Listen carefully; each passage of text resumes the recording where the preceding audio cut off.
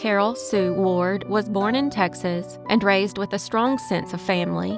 In 1970, she married a U.S. Air Force soldier, William Mahaffey. They had one child together, a little boy named Lynn Doe, born in 1972. But the marriage didn't last. After the divorce, Carol eventually remarried. In the summer of 1976, she married James Ronald Skidmore, a carpenter from Sealy, Texas. He had children from a previous marriage. She did too, and together they tried to start fresh. But something wasn't working. So in the spring of '77, the young family, Carol, James, and 5-year-old Lynn, set off on a trip to Rossville, Georgia, where James's parents lived. They told friends and family the purpose was to put their marriage back together. Carol's parents, John and Clara Ward, weren't entirely convinced. James told them they were flying to Tennessee for a week, but they'd driven. The last time the Wards heard Carol's voice was April 8th. She called and told them she wasn't sure when they'd be back. She didn't sound right. And then, nothing. Clara Ward said later, "I had a feeling something was wrong then. Carol had this big German shepherd where they lived in Sealy, and she wouldn't just go away and leave it like that." April 9th came and went, and so did Carol. On May 5th, a fisherman made a grim discovery at Parksville Lake in the Cherokee National Forest in southeastern Tennessee. It was the body of a young boy, wrapped in a plastic bag and weighed down with a 40-pound rock. At the time, Carol's parents didn't even know a child's body had been found. It wasn't until May 8th, after talking to James's family in Georgia, that they even realized authorities were investigating. And even then, they didn't believe it was Lynn. Clara remembered police telling them the body had already been identified and buried on March 22nd. They were confused, even relieved, hoping maybe this wasn't their grandson, but it was. The FBI confirmed it on June 13th. 5-year-old Lynn Del Mahaffey had been murdered. Just days before that confirmation, on June 1st, James Ronald Skidmore was found dead in a motel room in Harrison, Arkansas. He'd taken his own life with a drug overdose. A suicide note was found nearby. It read, "Things aren't working out too good for me." With James dead and Lynn buried in Tennessee, Carol's whereabouts remained a mystery. Her parents held out hope for a while. "We're just wondering if anyone is looking for Carol," Clara said in an interview that summer. "We know she has to be dead. She was so close to Lynn. She did love him so. Anyone who wanted to get to him would have had to get her first." The Wards made repeated calls to authorities, but said all they got was second- and third-hand information. They couldn't even get Lynn's death certificate to bring his body home. They had to accept the FBI's word. Clara even recalled a report about false teeth found near the lake. James wore dentures, but no one ever confirmed whether those were linked to him. Then 3 years later, in 1980, 3 hunters, walking through a wooded patch of land north of Fountain, Florida, came across a shallow grave near Highway 231. Inside were the skeletal remains of a woman. She'd clearly met with foul play. The damage to her clothing was obvious, but her identity, that was anyone's guess. Investigators suspected it might be Joanne Benner, a 21-year-old mother of 2 who had gone missing in 1976. The remains were sent to Florida State University's anthropology lab, but Joanne was eventually ruled out. Her injuries didn't match, and just like that, the woman in the woods became Jane Doe, and that's all she would remain for more than 4 decades. It wasn't until 2024 that the Bay County Sheriff's Cold Case and crime scene units decided to take another look. They submitted a tooth from the remains to the Florida Department of Law Enforcement. The DNA profile was entered into CODIS, and it hit. 2 matches came back, siblings in Texas. They had submitted their DNA years earlier, hoping for a miracle, and after a kinship analysis confirmed the relationship, it was officially announced in June 2025. The woman in the grave was Carol Sue Skidmore. 45 years after she vanished, Carol finally had her name back. The full story, long speculated, now confirmed, was devastating. James Skidmore had murdered both his wife and her child. He dumped Lynn's body in a Tennessee lake. He buried Carol in a shallow Florida grave. Then he drove to Arkansas and ended his own life in a motel room. 3 states, 3 lives, one man's brutal unraveling. The tragedy didn't end there. Lynn's biological father, William Mahaffey, was killed in a fiery car crash just months later. Within a year, every member of that little family, father, mother, and child, was gone. Carol's surviving brother, after decades of waiting, finally got the call. It brought closure, but not comfort. And what solved it? A single tooth, a determined cold case team, and the kind of modern DNA analysis that can finally do what the past could not, give families the answers they've waited lifetimes for.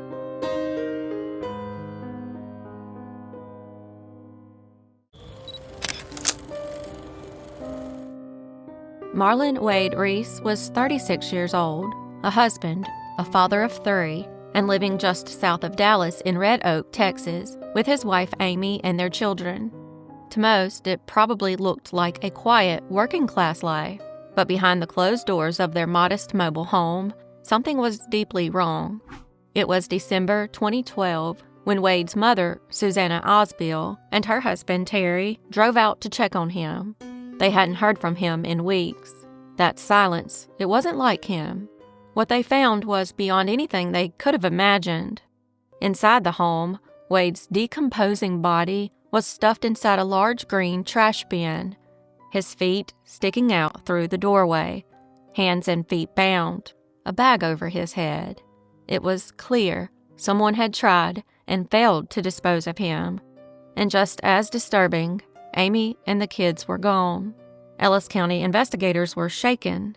Even seasoned detectives hadn't seen anything quite like it. "I've worked multiple homicides before," said investigator Joe Fitzgerald, but this one was unique. Shocking. You could tell they'd tried to fit his body completely in the trash can, like they were taking out the garbage. Wade had been dead for weeks, shot twice in the head, likely killed in October, about 2 months before he was discovered. Investigators quickly turned their attention to his wife, Amy. Was she a victim too? Or had she orchestrated this? A search warrant led them to a storage unit the couple had rented. There, employees recalled seeing Amy and the children not long after the estimated time of Wade's murder. She came and went from the unit while the kids waited nearby. That sighting made things clear. Amy wasn't missing. She was on the run. Back at the crime scene, detectives found more than just Wade's body. A second trash bin held gloves, a respirator mask, borax, carpet deodorizer, and contract-grade trash bags, along with fingerprints. They believed the mask had been worn to block the stench of decomposition. Inside the storage unit, more evidence. Blood-stained bedding and clothes, including a pair of camo cargo shorts, smeared with blood along the waistband. They also recovered several firearms. "We were actually shocked all that evidence was just sitting there in trash bags," said investigator Katie Cheek. "We didn't think it would be that easy." They also discovered that Amy had pulled the kids out of school back on October 15th, citing a family emergency. 2 months had passed. They had to act fast. A DMV search finally hit. Amy had gotten a new license in the Denver area. Enrollment records at local schools confirmed it. The children were alive, enrolled, and living in Colorado. It wasn't long before Denver police tracked Amy down. She didn't hide. In fact, she spoke openly with investigators. They said she was calm, cooperative, not what you'd expect from a homicide suspect. Amy claimed she left Texas to escape Wade, that he'd been abusive, violent toward the children, especially their daughter. She said she fled after a fight in which Wade allegedly threw the girl to the floor. Okay, why don't you tell me about that? He was abusive. What do you mean he's being abusive? Emotional, verbal, and for the kids, for my daughters, it was getting physical and inappropriate. As investigators dug deeper, Amy's story began to unravel. Digital forensics told another story. Messages, search history, online activity. It painted a picture of a woman living a double life engaged in sexually explicit chats and forums just days after Wade's death. She was ready to start a new life with someone else. She said she was tired of her relationship with Wade. Prosecutors later revealed that Amy hadn't just committed the murder, she'd planned it. And horrifyingly, she'd enlisted the help of her 12-year-old daughter, who had special needs. Wade was shot while he slept. Their 3 children, ages 12, 8, and 4, were all home in the trailer at the time. After the killing, Amy showered, gathered the bloody evidence, and drove her children to Walmart in Waxahachie, where she bought supplies to clean up and dispose of her husband's body. The financial records matched her purchases to the exact items found at the scene: boxes, gloves, trash bags. When confronted with this, Amy requested an attorney and stopped answering questions. But the evidence was overwhelming. In April 2015, Amy Reese pleaded guilty to the murder of her husband. She stood before an Ellis County jury, hoping for mercy, but that hope vanished quickly once prosecutors laid out the full picture: her CPS history, the abuse allegations, the manipulation, the murder. Jurors learned that Child Protective Services had removed her children back in 2009 after Amy assaulted Wade and was found to have neglected her kids. The children were placed in foster care for 6 months before being returned. Amy had also been previously investigated for physically abusing her eldest daughter. Despite it all, despite the years of history, Wade tried to keep the family together, and it cost him his life. Amy showed no remorse during trial, no apology to Wade's family, no regret for what her children saw and endured. In the end, the jury sentenced her to life in prison. She won't be eligible for parole until she's served at least 30 years. That would be around 2014.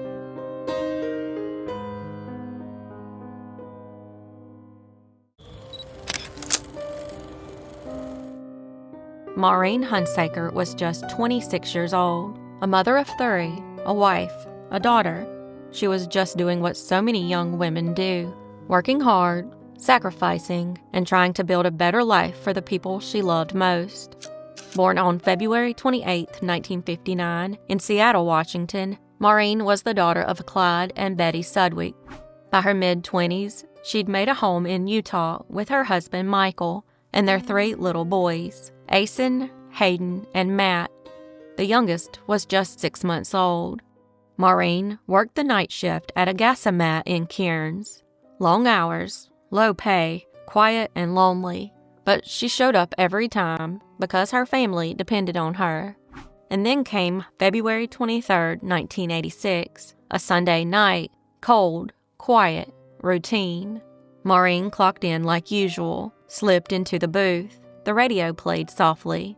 Her coat hung nearby, but by 9:50 p.m., something wasn't right. Customers were lining up at the window, waiting to pay, but the booth was empty. Maurine was gone. No sign of a struggle, no forced entry, just gone. Then around 11:05 p.m., the phone rang. It was Maurine. She told her husband she'd been robbed and kidnapped, but she said she was okay, that the man told her he was going to let her go. A sheriff's deputy happened to be with her husband at the time and briefly spoke with her too. He asked where she was. She couldn't say, or maybe she wouldn't. Then the line went dead. 2 days later, February 25th, a hiker made a discovery in Big Cottonwood Canyon, near the Storm Mountain picnic area. It was Maurine. She had been tied to a tree, strangled, her throat cut from ear to ear. Her purse was missing. Her ID was gone. But later that same evening, miles away, something strange turned up at the Salt Lake County Jail. A jailer found a stack of driver's licenses stuffed inside a drawer. One of them belonged to Maurine Hunsaker. They'd been hidden in a changing room hamper by a man who had just been arrested the day before on an unrelated burglary charge. His name was Ralph Leroy Menzies. No one knew it yet, but they were looking at the man who had just committed one of the most cold-blooded murders in Utah history. Menzies was a violent career criminal. He'd once escaped from prison. he'd shot a cab driver during a failed carjacking. And just days before Maurine's murder, he'd been released on bail for stealing Christmas decorations. The evidence came quickly. 2 teenagers came forward. They'd seen a man and woman together at Storm Mountain the same day Maurine vanished. The car they described, a cream-colored 1974 Chevy, matched the one Menzies had borrowed from a friend. Maurine's fingerprint was found inside. Detectives searched Menzies' apartment. They found her purse. A jailhouse informant said Menzies bragged about the murder, said slitting her throat had been one of the biggest thrills of his life. According to prosecutors, Menzies abducted Maurine at gunpoint, stole $116 from the register, let her make one final phone call to create a false sense of hope, then drove her 16 miles out to the canyon. There, he tied her to a tree, sexually assaulted her, strangled her. In 1988, Menzies was convicted of capital homicide and aggravated kidnapping. He waived a jury for sentencing. The judge sentenced him to death. But for Maurine's family, justice didn't come that day. It didn't come the next year or the next decade. In 1994, the Utah Supreme Court upheld his conviction. But in 2006, the court ruled Menzies could start his appeals all over again because his original attorney didn't do an adequate job. Just like that, everything reset, back to 1988. For Maurine's son, Matt, that ruling was devastating. He was only 10 years old when his mother was murdered. But he remembers her laugh, her warmth, the way she always made it to his baseball games. Matt has become a quiet but relentless voice, testifying before lawmakers, standing in court, showing up to every hearing, every delay, every headline that seems to forget Maurine altogether. In 2023, Utah finally ruled that Menzies had exhausted all appeals. But his lawyers weren't done. This time, they claimed he had advanced dementia and could no longer understand why he was being put to death. In June 2025, Judge Matthew Bates reviewed the evidence and ruled that Menzies was still lucid, still rational, still understood the punishment that awaited him. He was declared competent. Still, his defense team filed again, this time with a new expert report. They argued he now relied on oxygen, used a wheelchair, had deteriorated so much, they claimed, that he didn't even comprehend his legal situation anymore. Judge Bates acknowledged the motion, but it wasn't enough to stop what was already in motion. A date had been set, September 5th, 2025. Ralph Menzies, now 67, chose to die by firing squad, a method Utah still allows for inmates sentenced before 2004. If carried out, it would be the state's first firing squad execution since 2010, and only the 6th in the United States since 1977. Matt Hunsaker plans to be there, with his brother, his father, and his son. But one person will be missing. Maurine's mother, Matt's grandmother, Betty, passed away in 2021. She had waited decades to see justice done. Matt's biggest fear? That Menzies' failing health or changes in the law could open a door. That parole might one day be back on the table. That a legal loophole might give him another out. These are questions that keep me up at night, Matt says. He's waited almost 40 years. And now, with the clock finally ticking, he just wants it to end. It's not about vengeance, he says. It's about justice. It's about closure. It's about never forgetting who this was really about. Because at the center of all the filings and delays and arguments is a young mother, a woman named Maurine, who went to work one night and never came home.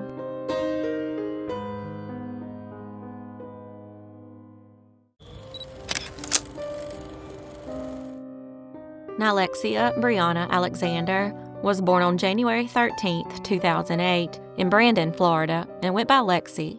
And by the time she turned 4, she'd already been passed through 5 foster homes in just 6 months. No routine, no comfort, no place to call her own. But then she met Ashley. Ashley Alexander had been fostering her for 2 years when she made it permanent. She adopted her. From that day forward, Lexi finally had something she'd never really known, someone who chose her and meant it. By 14, she and Ashley were living in Tampa. On the outside, things looked okay, but underneath, Lexi was still struggling, and no one, not even Ashley, could have known just how little time was left. It was just before sunrise on May 6, 2022, when Tampa police responded to reports of gunfire along Florabraska Avenue in Tampa Heights. Neighbors said they heard 8 shots. When officers got there, they found the body of a teenage girl lying near the edge of the road. No ID, no phone, just a small tattoo. Later that day, police shared a photo of the tattoo, hoping someone might recognize it. Ashley did. She was scrolling through the news when she saw it, and in that moment, she knew that was her daughter. Lexi was gone. Police say she was taken to a vacant lot off Florabraska Avenue and shot. Ronnie Walker, 44 years old, was charged with capital murder. But what still isn't fully clear is how Lexi ended up in that car at 3 a.m. She'd run away from home many times before, but this time she didn't make it back. Walker wasn't a stranger to the system. Back in 2003, he broke into a home where a woman named Veronica Denson lived with her grandmother. He demanded money from the grandmother's boyfriend and then shot and killed her. He was convicted of manslaughter and armed robbery, sentenced to life in prison. But his lawyers got the conviction overturned, arguing hearsay evidence had been used improperly. Walker got a new deal, just 5 years behind bars. And now, another girl was dead. A second man, 33-year-old Robert Creed, was also arrested in Lexi's case. Police say he was in the car with Walker that night. He's been charged as an accessory after the fact. Detectives pulled Lexi's phone records and placed her in the vehicle around the time of the shooting. DNA evidence confirmed she'd been there. Thousands of messages between her and Walker were uncovered, messages filled with manipulation, coaching, secrecy, and the question that still echoes, what was a 14-year-old girl doing with 2 adult men in the middle of the night? If you looked at her social media, Lexi came off like any other teen. Bright, bold, obsessed with music, makeup, and dogs.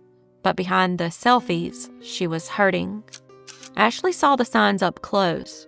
She'd mess up, she said, then panic, begging me, please don't send me back. Ashley never would have, but that fear ran deep. Lexi had questions about who she was, about the people who'd brought her into the world and then disappeared. Sometimes she'd lash out, scream, "You're not my real mom." Ashley knew that came from pain, not truth. Just before Christmas 2019, when Lexi was 12, Ashley tracked down her birth mom on Facebook. They planned to meet at a restaurant, but no one showed up. Neither parent came. Ashley knew what was coming. She cried, she screamed, she broke down, and I was the only one there to take it. After that, something in Lexi changed. She started running away, sleeping in parks, vanishing for days. Cops brought her home more times than Ashley could count. Eventually, she was diagnosed with bipolar disorder. She was placed in state programs, a specialized school, but nothing seemed to reach her. Then came the messages from older men. Late-night DMs, gifts, secrecy, grooming. One of those men was Ronnie Walker. He bought her drinks, took her to secluded places, told her to lie, told her to keep quiet. It wasn't love, it was control, and no one stopped him. On the morning of May 6, around 3 a.m., Walker drove Lexi to a dark stretch of road in Temple Terrace. There, inside the car, he shot her multiple times, in the head, face, chest. After dumping her body, Walker cleaned the car and tossed the gun into a river. Detectives later uncovered thousands of messages between Walker and Lexi. They showed a pattern of grooming, manipulation, calculated control, a grown man taking advantage of a vulnerable 14-year-old girl. In court, Walker showed no emotion when the verdict came down, guilty of first-degree murder. At sentencing, he turned to the family and said, "I didn't kill her, you know that." But the evidence was overwhelming. His defense claimed Robert Creed was the real shooter, but 2 adult men, 1 child, and no one did a damn thing to stop it. Ashley took the stand. She told them about Lexi's dreams, how she wanted to be a fashion designer or a lawyer. She spoke of a girl who loved hard, even when she hurt harder. Today, Lexi's bedroom still looks like she might walk back in. Ashley hasn't touched it. While showing a reporter the room, she found a folded-up drawing, a note. It said, "Dear Mother, you were always there for me." She couldn't say it out loud, Ashley said, but now I know. She knew I loved her. I never gave up on her, even when she gave up on herself. Now, Lexi's ashes sit in a small urn in the living room.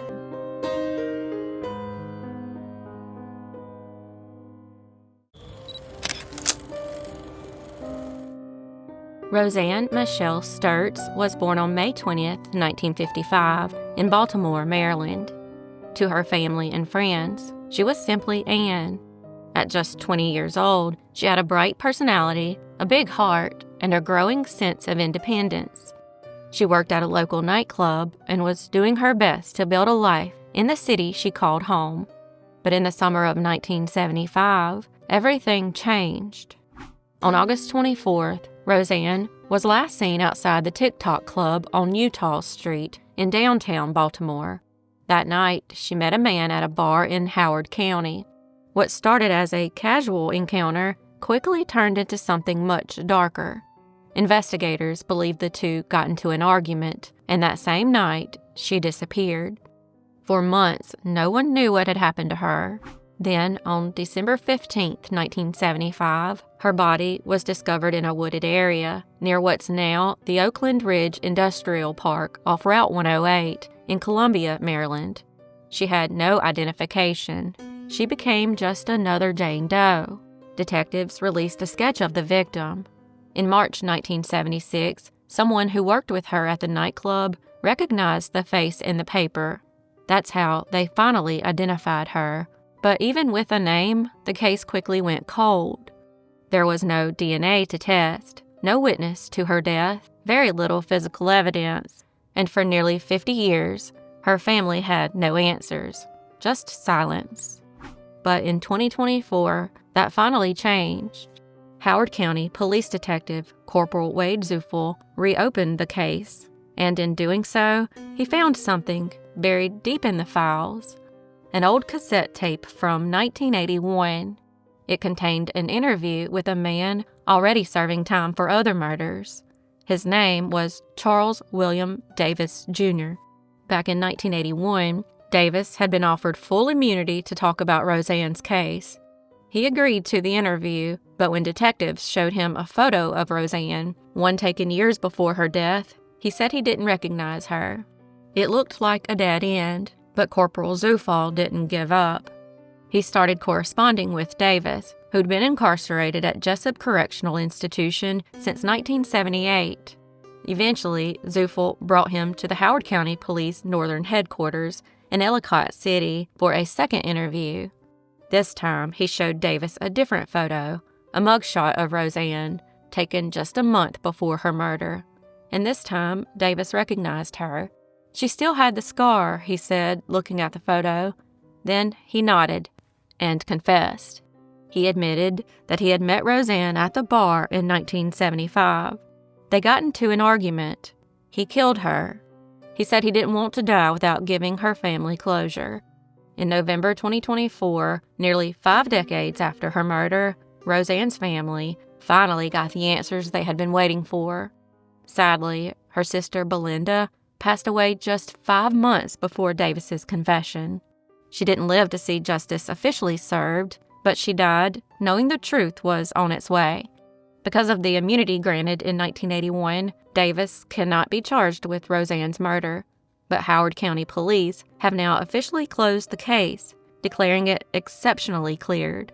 While Davis won't face a courtroom again for Roseann's case, he's already serving 3 life sentences for the murders of 3 other young women, and their stories deserve to be remembered too.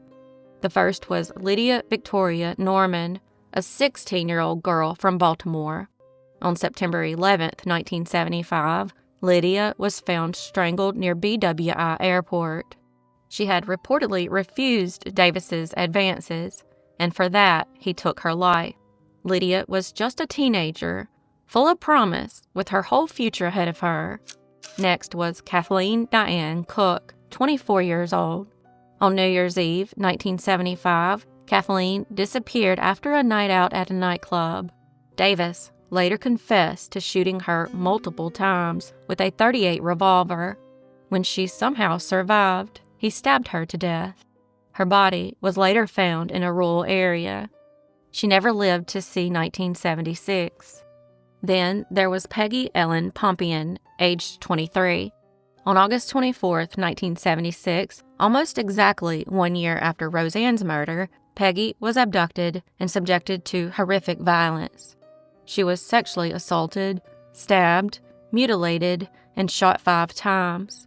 Ballistics linked her murder to the same weapon used to kill Kathleen.